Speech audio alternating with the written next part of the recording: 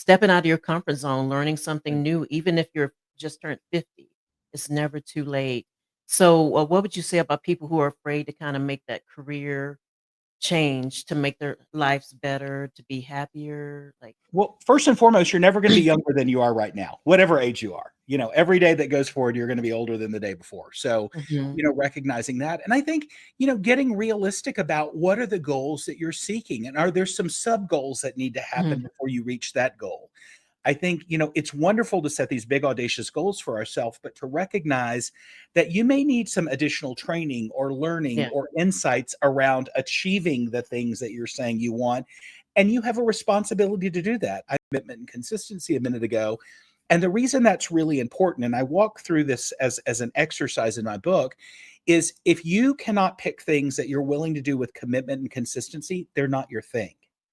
yeah, So if you can't give it an 8, 9, or a 10 out of a scale of 1 to 10, that you're willing to show up and do it committedly and consistently, it's not your thing. Pick something else. And I think so many of us pick things that are beyond our reach to stretch ourselves. And sometimes we need an easier stretch goal as a starting point to really move the needle. And I find once you're willing to do those things with commitment and consistency, it builds that muscle memory of, oh, I did that. I achieved that. Look where I started. Look where I am now. And it builds upon our capacity to go and maybe do that next thing that is harder or inch closer to the goals that we have for ourselves. And I think that's applicable. I don't care if it's in a career or in a relationship, or take your pick. how would you tell your readers to how to overcome that or how to get started with kinda unhealthy That's a relationships? great question, Dale. And I don't think that that's uncommon for people to make those kind of cleaning house decisions in a Yeah, moment where everything has changed or there's a lot of uncertainty. I think things happening really reveal who's in your corner and who's not, who's going the direction you want to go and who isn't.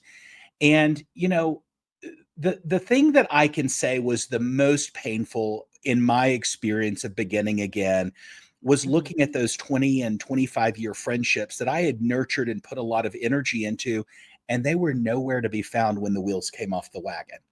And oh, there wow, is a real awareness from that place that is painful and it's yeah, heartbreaking, but I also had to come back to the realization I set those relationships up to be exactly what they ended up being.